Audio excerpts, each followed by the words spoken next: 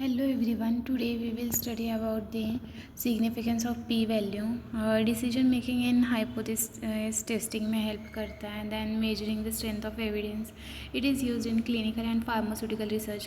किस लिए यूज़ होता है? लाइक इवेल्युएट करेगा ड्रग की एफिकेसी, कंपेयर करेगा ट्रीटमेंट्स को, एनालाइज करेगा by equivalent studies, determine the association between variables, control type 1 error, standard reporting and research, help in scientific validation and regulatory approval. Then next इसमें हम पढ़ेंगे significance क्या है, informed consent in clinical trial और human subject, उसके elements क्या क्या हैं ये बताती हूँ.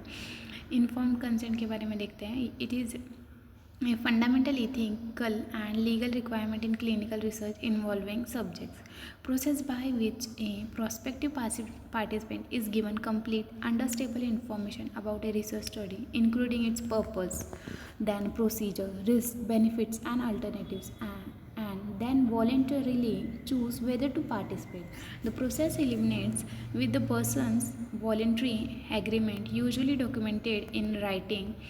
In clinical trials, informed consent is not simply a form to sign. It is a communication and decision-making process between the researcher and participant. और इसका एक definition है, we can say informed consent का. It is a process by which a subject voluntarily confirms his or her willingness to participate in a particular trial after having been informed of all aspects of trial that are relevant to the subject decision to participate. इसमें क्या होता है, जो भी person participate कर रहा है trial में उसको सारी इन्फॉर्मेशन दी जाती है ट्रायल्स के बारे में और उसका राइट होता है, मतलब वो उसे वॉलेंटरली वो पार्टिसिपेट कर सकता है, नहीं कर सकता, वो उसका राइट्स होता है और उसका डिसीजन होता है. इन्फॉर्म कंसेंट प्रोसेस देखते हैं. Information provision and sharing by research team, discussion and interaction between researchers and potential participant, true understanding, acceptation और rejection of participation. Then acceptation हुआ तो एग्रीमेंट एंड पार्टिसिपेट फॉलोअप होगा और rejection हुआ तो end of contract होगा. Significance में क्या होता है, respect for autonomy, ethical requirement in research, inform decision making, protection of rights and welfare, building trust and research, building the trust between researchers and participants, legal and regulatory compliance, upholding ethical standard beyond documentation, clarifying the purpose and distinguishing purpose from treatment, addressing vulnerable population, promoting ethical conduct throughout the study. पहले देखते हैं respect for autonomy क्या होता है. Informed consent ensure that each participant make their own voluntarily decision about whether to join a clinical trial or research study after being given all relevant information. This respects their autonomy, the right to self-determination and control over what happens to their own body and personal information. Ethical requirement in research. Valid consent is essential for ethical research involving humans to avoid exploitation and abuse. It is fundamental ethical principle in human research rooted in international ethical standards such as the Nuremberg Code, the Declaration of Helsinki and the Belmont Report. Informed decision making. Then next is the protection of right and welfare. Informed consent protects participants from harm and exploitation by ensuring they understand what they are agreeing to. वो किस चीज़ के लिए agree कर रहे हैं वो. Building trust between researchers and participants. A transparent consent process help build trust. Participants are more likely to feel respected and secure when researchers communicate openly and honestly about the study and its implication. Legal and regulatory compliance. Many national, international regulations require informed consent as a condition for conducting clinical trials and research with human subjects, addressing vulnerable population.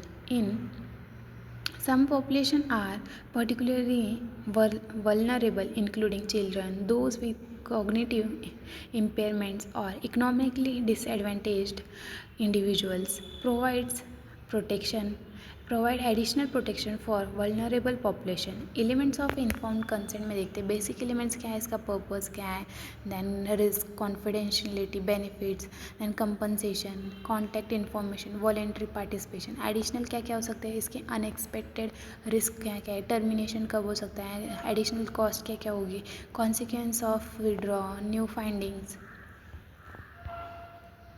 Basic elements देखते हैं, इसमें purpose है statement that the study involves research and explanation of the purpose of the research, duration, description of the procedure, identification of any procedure which are experimental. मतलब इसमें क्या है, purpose है उसका, कितना टाइम लगेगा, जो भी प्रोसीजर है उसके बारे में डिस्क्रिप्शन होगा, ये सारा इंक्लूड है। रिस्क मतलब उसके बारे में क्या क्या रिस्क है, description of any reasonably for residual risk or discomfort to the subject, risk and discomforts. Then benefits, a description of any benefits to the subject or to the others which may reasonably be expected from the research. Alternative, a disclosure of appropriate alternative procedure or course of treatment, if any, that might be advantageous to the subject.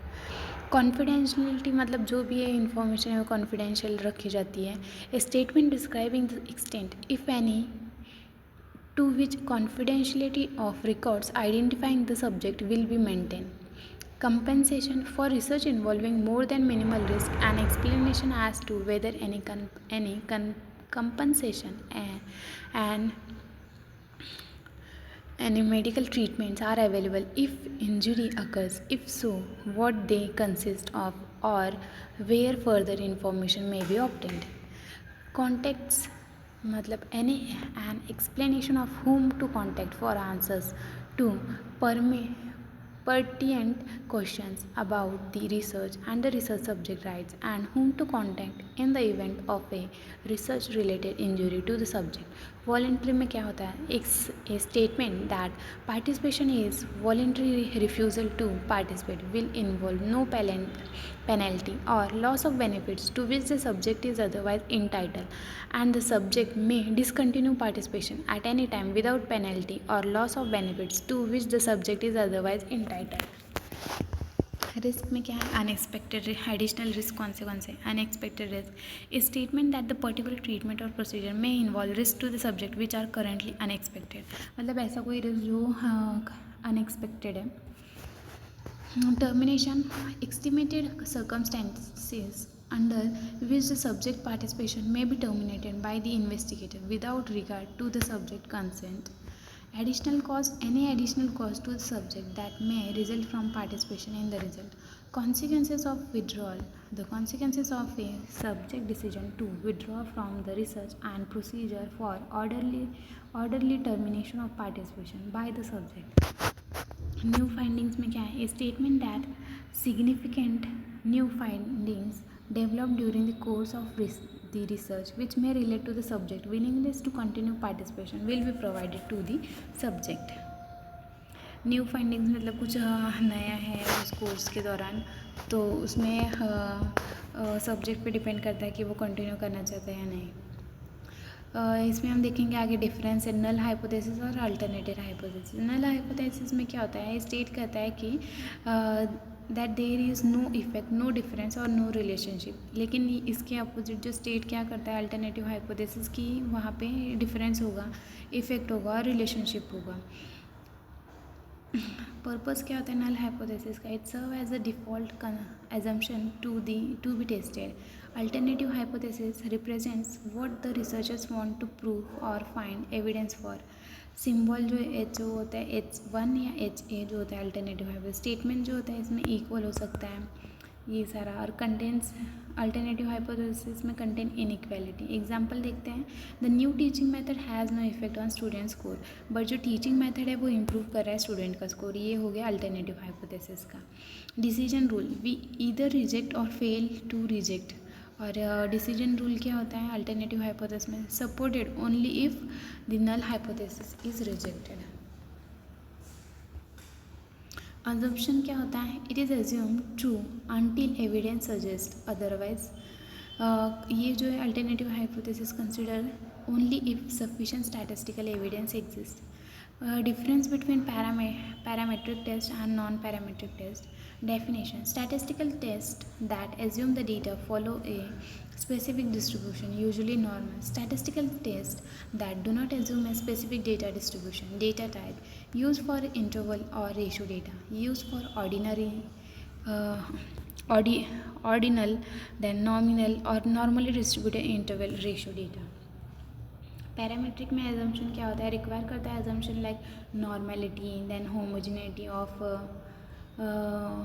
Variance and independence. इसमें क्या होता है, non parametric में it does not require the normal distribution और इसमें कम assumptions होते हैं. Parametric क्या होता है, ये जो है based on the population parameter like mean, standard deviation, ये सब होता है. इसके केस में क्या होता है, नॉन पैरामेट्रिक में it is based on the ranks, medians और फ्रीक्वेंसीज.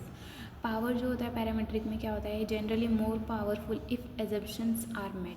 एंड नॉन पैरामेट्रिक क्या होता है, लेस पावरफुल होता है as compare to that of the parametric test. Example क्या होता है इसमें, टी टेस्ट हो गया, एनोवा होता है, Pearson correlation, Z test. Then in the case of non parametric, chi square test, Whitney U test, Wilcoxon signed rank test. Then देखते हैं कब यूज़ किया जाता है पैरामेट्रिक टेस्ट. पैरामेट्रिक टेस्ट तब यूज़ करते हैं जब large sample size with normal distribution हो, और नॉन पैरामेट्रिक तब यूज़ करते हैं जब स्मॉल सैम्पल साइज हो और नॉन नॉर्मल डेटा हो डिस्ट्रीब्यूशन. इनलिस्ट करेंगे CPC-SEA guidelines for physical facilities of laboratory animals house. तो इसका फुल फॉर्म देखते हैं पहले. CPC-SEA, it is a committee for the purpose of control and supervision of experiments on animals. CPC-SEA guidelines, इसमें क्या क्या आता है देखते हैं. फिजिकल फैसिलिटीज़ में क्या है, location, ventilation, lighting, cage and housing, storage facility, building structure, temperature control होना चाहिए, water supply, space requirement, humidity supply, power supply, then sanitation, water disposal, staff facilities, security. Location, location में क्या है, कैसा quite area होना चाहिए जो कि फ्री फ्रॉम होना चाहिए dust, smoke, noise, heavy traffic, vibration, separate from teaching, laboratory and human traffic. मतलब वहाँ पे नॉइज़ नहीं होना चाहिए, किसी तरह का डिस्टर्बेंस नहीं होना चाहिए एनिमल्स को. बिल्डिंग स्ट्रक्चर्स क्या होना चाहिए, प्रॉपर ड्रेनेज सिस्टम होना चाहिए, परमानेंट स्ट्रक्चर होना चाहिए with smooth non porous washable walls and floors, rounded corners होने चाहिए to facilitate cleaning. Space requirements क्या होता है, एडिक्वेट स्पेस होता है. Quarantine and isolation room must be provided. Separate rooms for different species. Ventilation, proper ventilation होना चाहिए with 10 to 15 air changes per hour. Fans होने चाहिए प्रॉपर वहाँ पे. एग्जॉस्ट सिस्टम होने चाहिए. फ्रेश एयर का सप्लाई आना चाहिए. डायरेक्ट ड्राफ्ट ऑन केजेस में अवॉइड करना चाहिए. टेम्परेचर कंट्रोल होना चाहिए. टेम्परेचर जो है मेंटेन होना चाहिए उनका between 22 ± 3 degree Celsius. Species dependent. Humidity 30 से 70%. लाइटिंग में क्या होता है, ऑल टाइम लाइट प्रोवाइड होनी चाहिए लाइट डार्क साइकिल में. Light intensity appropriate for species, avoid करनी चाहिए लाइट जो है डायरेक्ट सनलाइट की लाइट वहाँ पे आए. वाटर सप्लाई होना चाहिए, कंटिन्यूस उन्हें सप्लाई है वाटर का होना चाहिए, लाइक पोर्टेबल वाटर होना चाहिए, क्लीन वाटर होना है. ऑटोमेटिक बॉटल सिस्टम होने चाहिए उनके. देन पावर सप्लाई जो है अनइंटरप्टेड होना चाहिए, लाइक जनरेटर का बैकअप होना चाहिए वहाँ पे. देन देखते हैं right the CPC-SEA guidelines for personnel and training. इसमें देखते हैं क्या क्या है. क्वालिफाइड पर्सोनेल होता है. Then training requirements, ethical awareness, health monitoring, supervision, record maintenance है. तो क्वालिफाइड पर्सोनल में क्या आता है, animal house must be supervised by qualified veterinary. A scientist in charge should be appointed. Technical staff must be suitably qualified and experienced वाला होना चाहिए. Training requirement में क्या होता है, all personnel handling animal must receive proper training in animal handling and restraint, feeding and breeding practice, recognition of pain and distress, anesthesia and analgesic, humane euthanasia methods, regular refresher training program should be conducted. Ethical awareness में क्या है, personnel must be aware of guidelines, rules and ethical principles CPC SCE के। Training in human care and use of laboratory animals is mandatory. Health monitoring होना चाहिए। Staff should undergo periodic health checkups, immunisation जब भी ज़रूरी है तब, like example टीटेनस का। Supervision जो है, experiments must be conducted under the supervision of trained investigators. Junior staff must work under the guidance of experienced personnel. Then record maintenance, proper जो है रिकॉर्ड रहना चाहिए स्टाफ का, ट्रेनिंग उनका, क्वालिफिकेशन, वो सारा मेंटेन होना चाहिए। Then right CPC SCA guidelines for personal hygiene. इसमें क्या होता है, decontamination, then restricted access, wound care, health care precautions, वहाँ पे खाना नहीं चाहिए, पानी नहीं पीना चाहिए, हैंड का हाइजीन होना चाहिए, प्रोटेक्टिव क्लोथिंग होनी चाहिए, वो सारा मेंटेन करना चाहिए। Then elaborate CPC SEA guidelines for anaesthesia and euthanasia. इसमें देखते हैं एनेस्थीसिया में क्या होता है, avoidance of pain and distress, selection of anaesthetic agent, qualified personnel, pre anaesthetic care provide करनी चाहिए, monitoring during anaesthesia, post operative care, record रखना चाहिए सारा। नेक्स्ट जो है इसमें यूथेनेसिया में क्या होता है, ह्यूमन मेथड होता है, अप्रूव्ड मेथड्स, क्वालिफाइड पर्सनल होना चाहिए, कन्फर्मेशन ऑफ डेथ का एक ये होना चाहिए, इथिकल सर्टिफिकेशन होना चाहिए, डिस्पोजल ऑफ कुछ क्या लिखा है, euthanasia, ethical justification. This is all about the some of the question which I have covered for the short questions of 2 marks. Thank you.